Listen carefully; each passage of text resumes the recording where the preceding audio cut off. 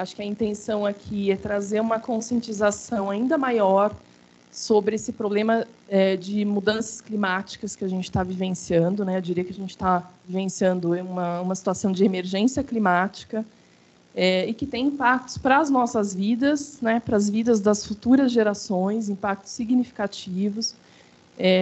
Então, vamos entender um pouco melhor sobre esse problema, quais são os causadores desse problema, como é que ele afeta as nossas vidas, e entender um pouco como é que as nossas investidas estão lidando com esse problema.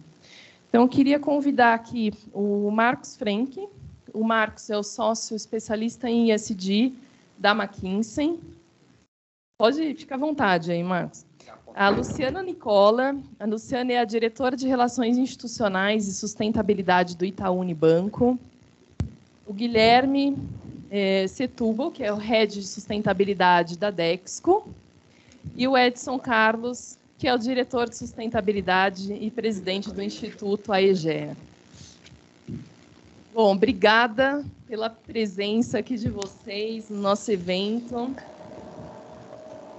E eu queria começar aqui, talvez, com o Marcos. Marcos, acho que aqui a gente tem um time que tem diferentes níveis de conhecimento sobre o tema, né? Um tema que a gente está começando a explorar e trabalhar melhor aqui dentro da Itaúsa.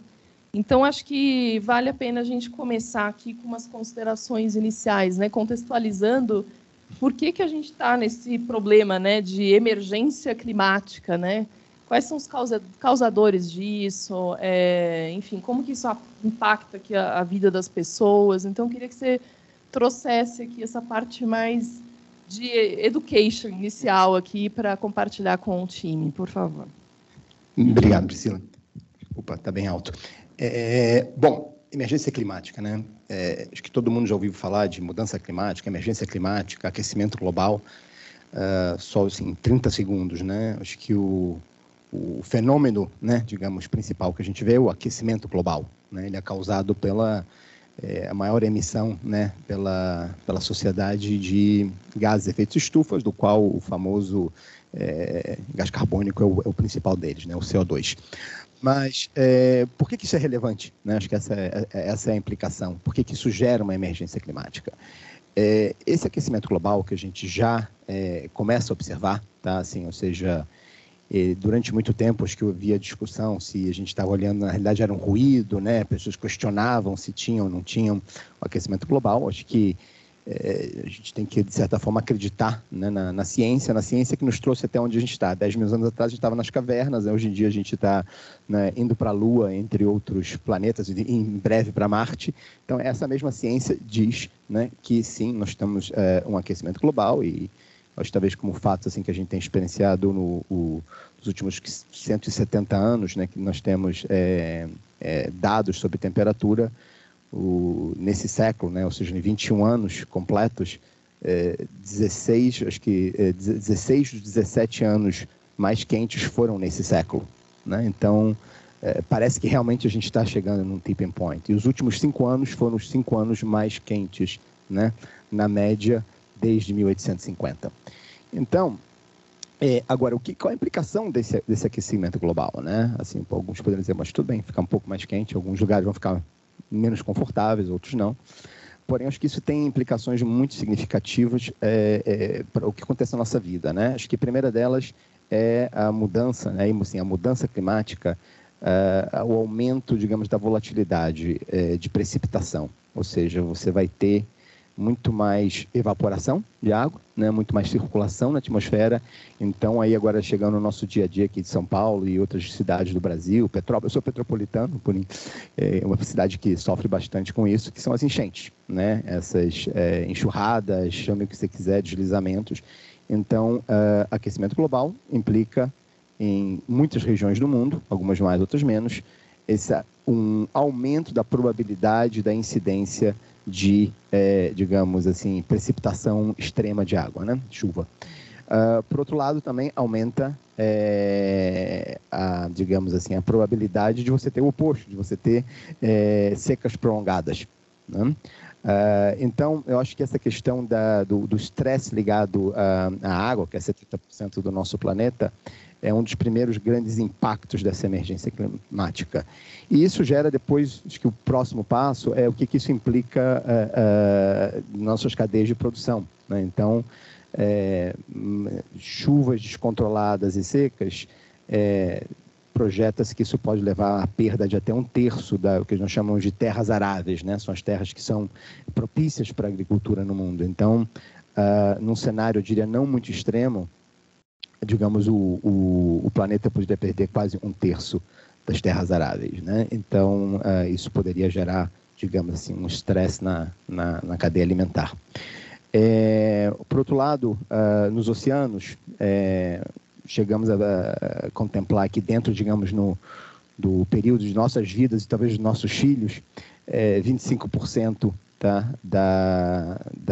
digamos assim, vou chamar os peixes, mas do ecossistema, né, dos oceanos, estaria desaparecido. E, por último, acho que também já ouviu falar muito, que é o aumento do nível do mar, né? Então, a gente já está vendo essa questão do descongelamento, né, principalmente no Polo Norte, e isso pode gerar aí, já nos próximos 20, 30 anos, algo como 1 metro de aumento do nível do mar. Então, eu acho que isso, para quem mora em zonas costeiras, isso pode gerar um impacto significativo. Então, eu só trouxe, o aquecimento global, ele é a causa, mas eu acho que o impacto que a gente vê no dia a dia, além de um dia um pouco mais quente, é todas essas consequências. Agora, só para finalizar, Priscila, o que são os causadores, né? O causador do aquecimento global é a emissão dos gases de efeito de estufas, e a gente fala o que ações, né, antropogênicas geram isso. E existem muitas, acho que a principal delas é a geração de energia, seja ela calor, seja ela eletricidade, a partir de combustíveis fósseis. Tá? Então, olhando, o principal causador individual é a geração de calor e eletricidade através de carvão. Carvão digamos, o combustível fóssil menos eficiente nesse sentido. Tá? Depois, o desmatamento. Tá? Por isso que a gente fala tanto de desmatamento, Brasil e outros países. Desmatamento agregando, né, a nível global, é a segunda maior causa de emissão de gases de efeito de estufas.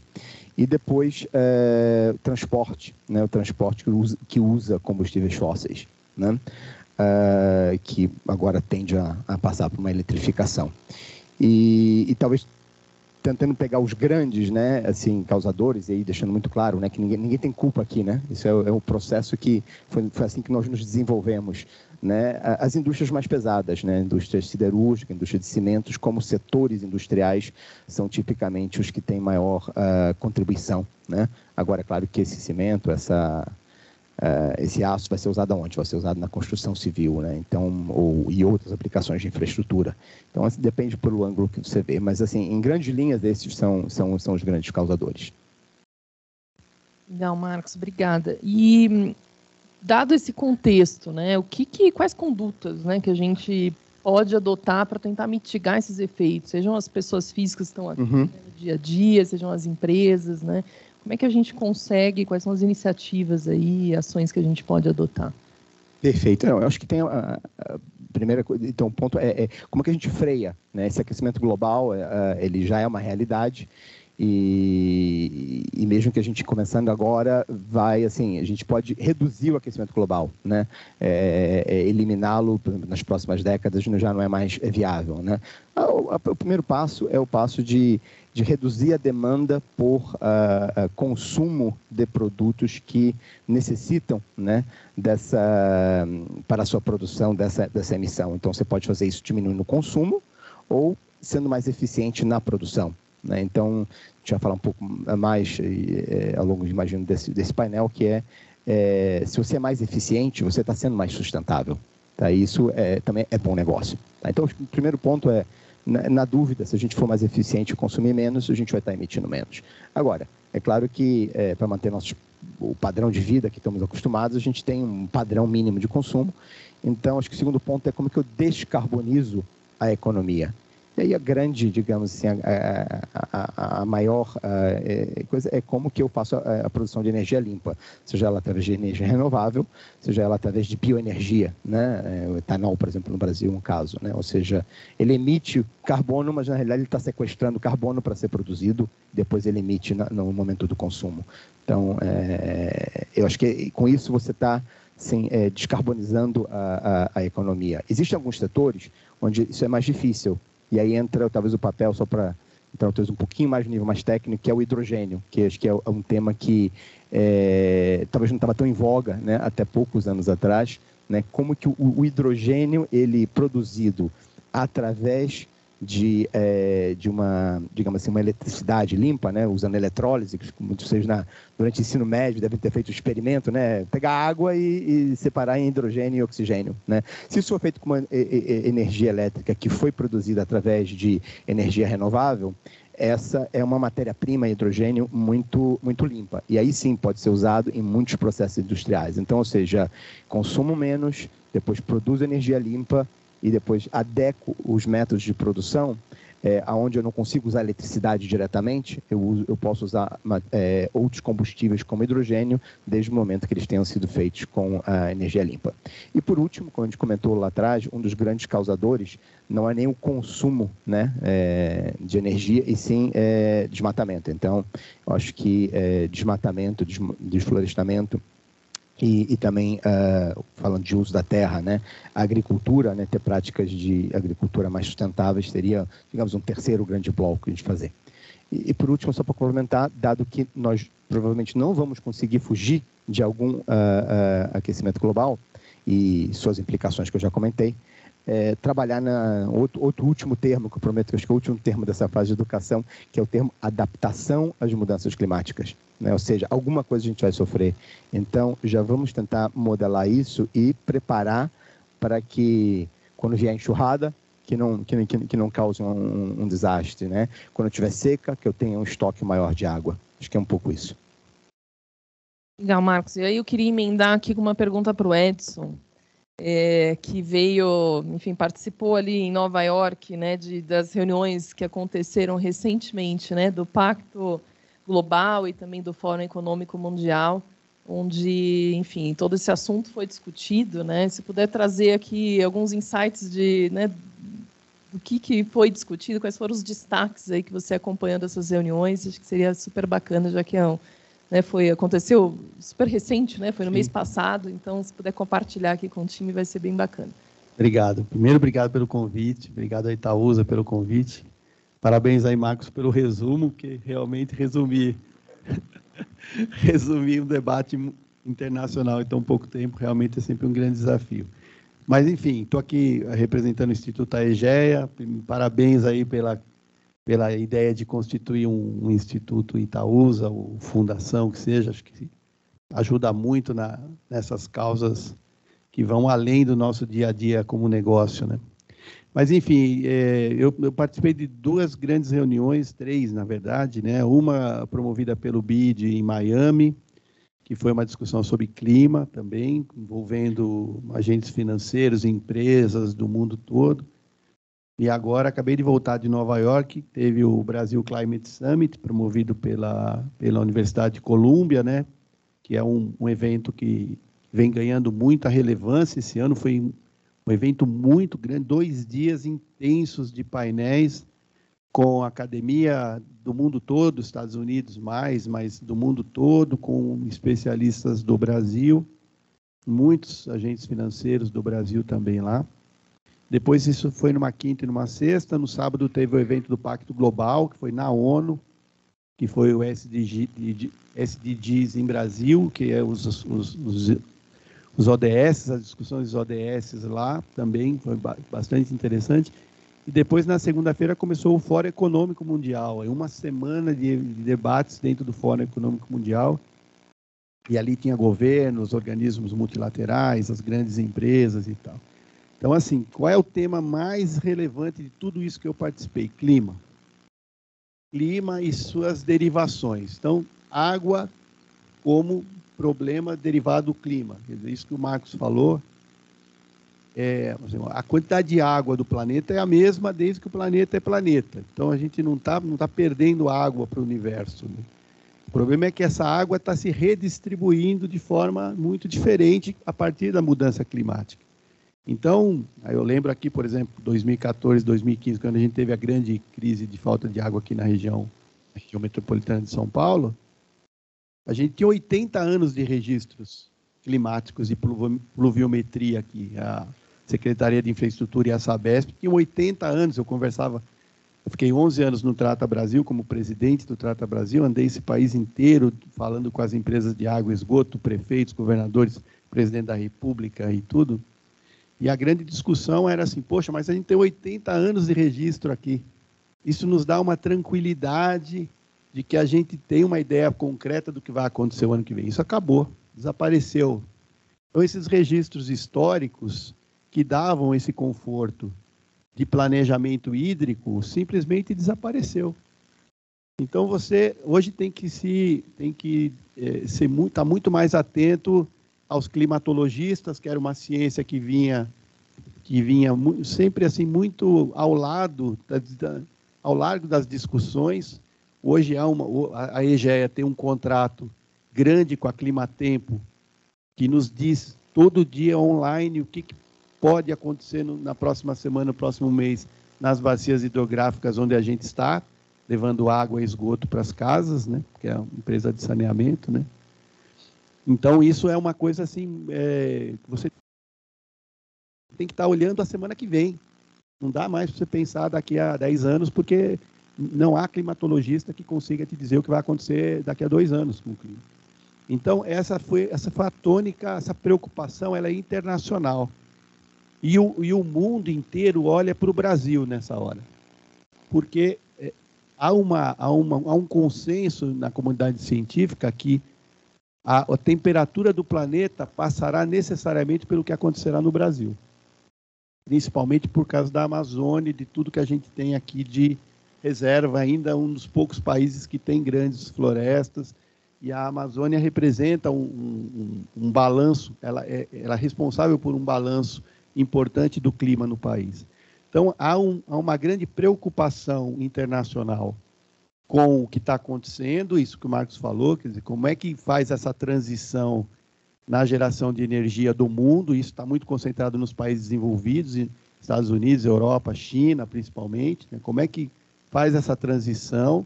A guerra da Ucrânia jogou todo mundo para trás, o mundo estava caminhando para uma energia mais limpa, aí, de repente, descobre que um único país tem a chave da energia da Europa inteira, e a Europa tem que voltar para carvão ou para combustível fóssil. Quer dizer, olha como esse equilíbrio muito mais frágil do que se imaginava. Então, hoje a gente está vendo assim, como é que a Europa escapa dessa armadilha sem voltar para o pior do ponto de vista do clima, que seria voltar para combustíveis fósseis, né? É o nosso caso aqui com a água. Essa nossa dependência da hidrelétrica, que é considerado um dos grandes vamos dizer, vantagens do Brasil. O Brasil o mundo queria ser o que é o Brasil hoje em termos de geração de energia elétrica, porque a gente tem muita hidrelétrica, muita energia solar, aumentando solar e aumentando eólica, mas a hidrelétrica é um problema também porque depende de água. Então, quer dizer, quando a gente tem falta de chuva, a gente liga a termoelétrica.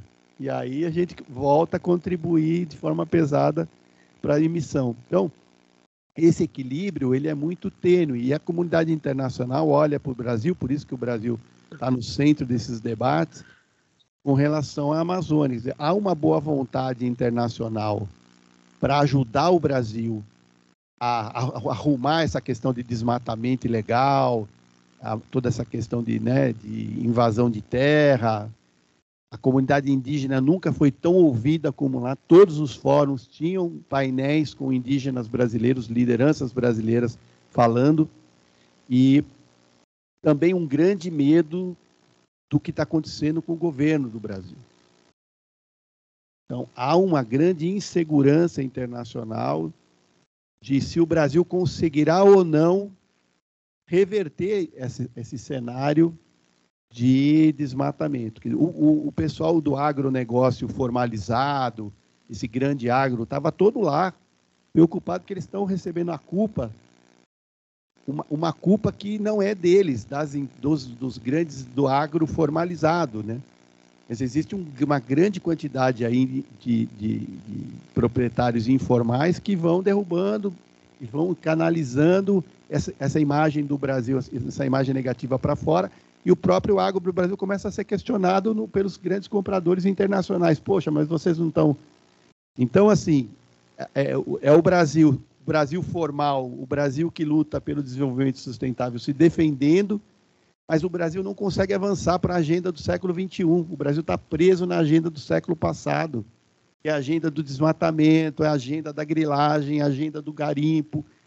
A gente não consegue avançar nas negociações internacionais para falar de alta tecnologia, biotecnologia, biomedicina. O Brasil tem um potencial gigantesco, né? A Amazônia é um potencial gigantesco de novas moléculas, de novos fármacos. Mas a gente não consegue avançar, porque a comunidade internacional fala assim, mas e o garimpo? Mas e o desmatamento? Então, a gente é puxado para uma pauta que a gente já deveria ter vencido e a gente não consegue avançar nas pautas modernas que o mundo espera do Brasil. Então assim, a gente se discutiu muito isso, se discutiu muito água, se discutiu muito clima, energia, se discutiu muito diversidade, mulheres, negros na liderança das grandes companhias, isso tudo foi discutido muito. E para passar de volta para você, Pri, eu só queria dar se eu pudesse dar uma sugestão para vocês na constituição desse instituto, Por favor. é uma coisa que é assim, coloca o ser humano no centro do que vocês vão fazer, do que vocês vão... O resto vem em torno. Então, sim, o ser humano e o meio ambiente, o ser humano e a energia, o ser humano e a solução social. E não o meio ambiente, a energia, isso foi muito debatido lá. Assim, não se pode tirar, porque vamos falar de Amazônia, se a gente não arrumar uma solução para a população que mora lá, nós não vamos acabar com o desmatamento. Se a gente não acabar reduzir a pobreza, que é o maior impactante do meio ambiente num planeta, é a pobreza, a gente não consegue resolver o problema ambiental. Então, assim, foi muito falado isso. Coloquem o ser humano e o entorno. E não o entorno sem considerar a pessoa que mora, porque senão não dá certo, nenhuma política consegue dar certo se você não incluir o ser humano que mora ali naquele município. Só para fechar, na EGEA a gente tem muito esse olhar, a gente chama de brasicidades, né?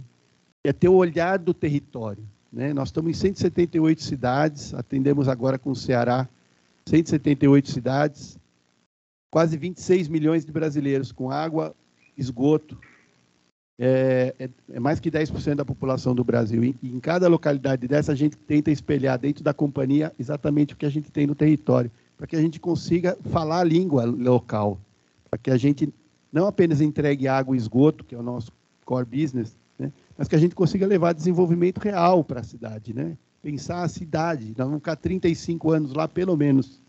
Não dá para pensar só no contrato, na obrigação.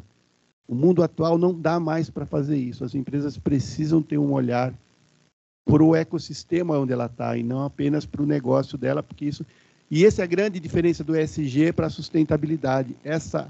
Esse olhar, essa cobrança do mundo financeiro é a novidade.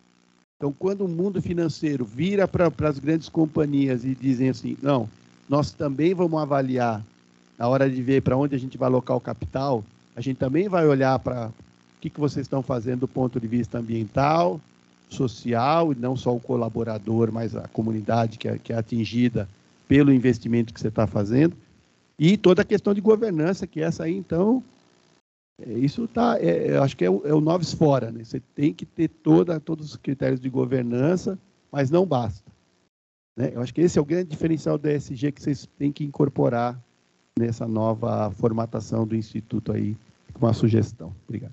Excelente, Edson. Acho que boas provocações aqui, com certeza chegaram no momento certo que a gente, né, tem avançado aqui nas discussões. Obrigada. E aí eu queria trazer aqui uma pergunta para a Luciana, né, de qual que é o papel da iniciativa privada, né, nisso tudo, né? Como é que as instituições financeiras têm se posicionado nessa agenda, né? E quais são as iniciativas que hoje estão em andamento no Itaú Unibanco? Primeiro, bom dia. Obrigada pelo convite. É um prazer estar aqui com vocês. Quando a gente olha, né, um pouco do que o Marcos trouxe e o Edson, a gente olha para banco e todos os sistemas passam pelas instituições financeiras, né? Quando a gente olha para a questão climática, principalmente, que eu acho que é o grande tema em discussão, a gente tem uma história, na verdade, né? O Itaú, quando a gente olha para práticas ESG, a gente consegue fazer um resgate histórico presente de 2008 para cá. Há muito tempo a gente já neutraliza as emissões de carbono. Mas a grande discussão é que neutralizar não basta, né?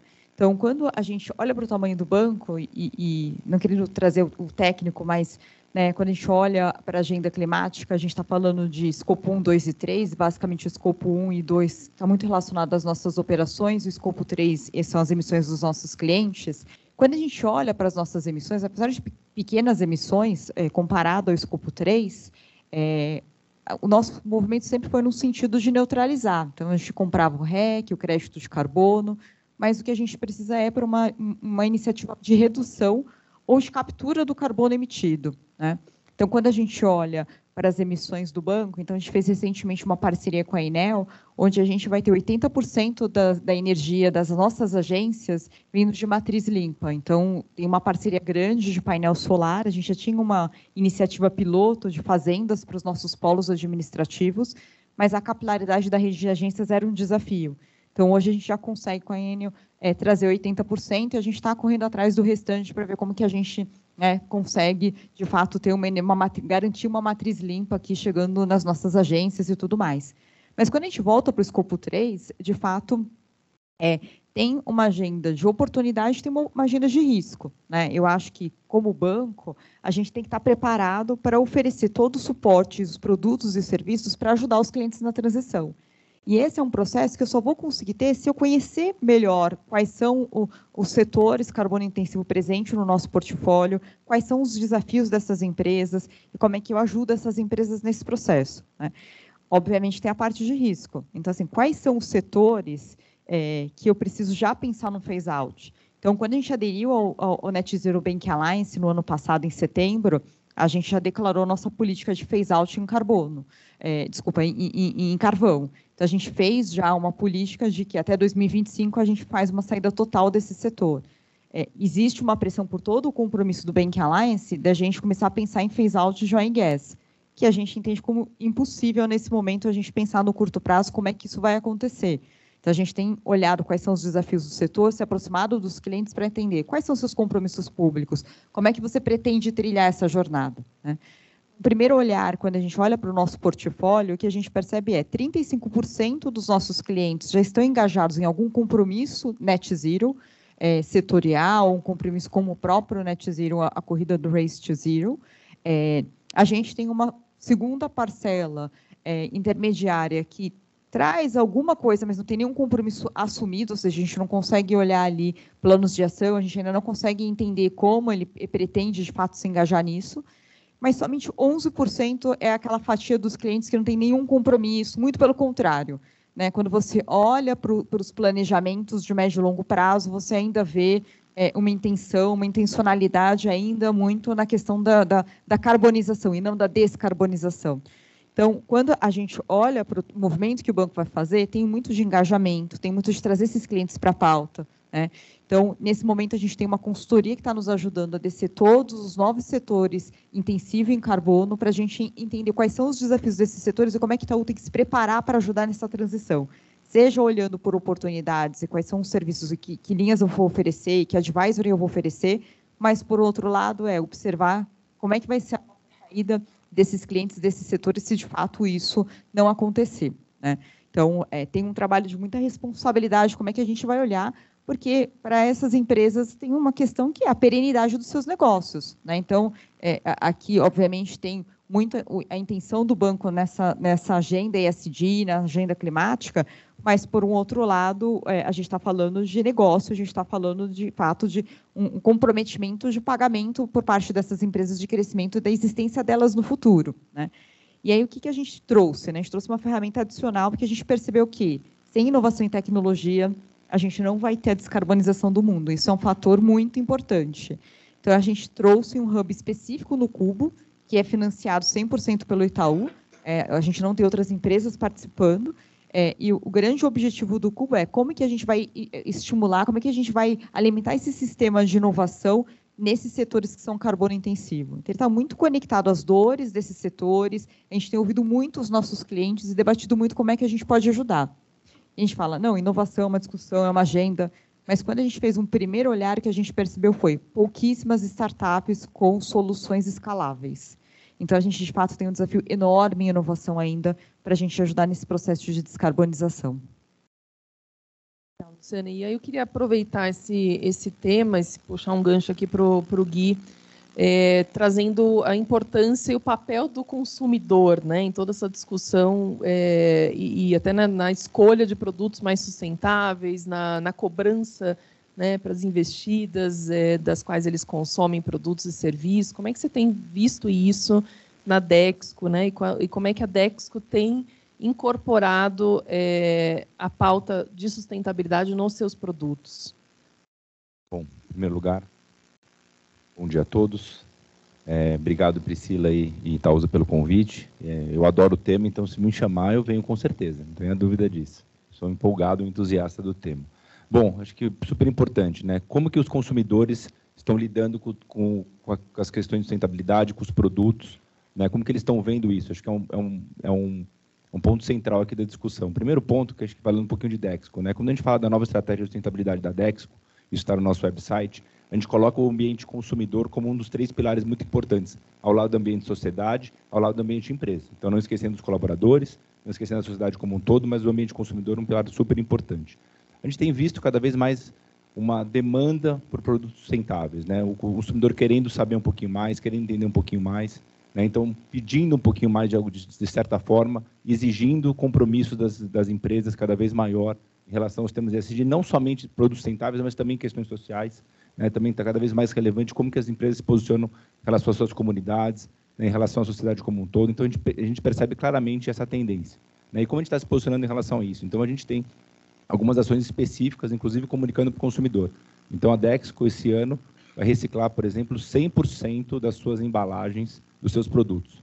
Então, a Dexco tem um compromisso, isso aí é além do compromisso regulatório. Para vocês terem uma ideia, hoje, alguns estados, nós somos obrigados a reciclar 22% das nossas embalagens, a Dexco está fazendo para todos os estados 100% dessa embalagem. Isso garante que a gente consiga colocar um selo, né, nos nossos produtos dentro da Dexco, uma empresa recicla 100% das suas embalagens. Isso é muito importante, porque isso mostra o nosso compromisso, né, com as questões da reciclagem, né? Isso também acaba sendo um ponto central das nossas estratégias. Tem também um que a gente acabou de lançar, né, junto com o Móveis Bechara, Klabin e ArcelorMittal. Isso foi para a mídia aí uma semana atrás, mais ou menos, que é o primeiro móvel sustentável do Brasil, né? Então, o que a gente está falando? Assim, que é uma coisa muito legal do ESG, né? Trabalhar toda a cadeia. Então, assim, não é o primeiro móvel sustentável da Dexco, não é o primeiro móvel sustentável da Bechara, não é o primeiro móvel sustentável da Klabin. É um combinado de empresas que sentamos juntos durante 3, 4 meses para discutir como que a gente conseguiria reduzir todo o impacto da cadeia.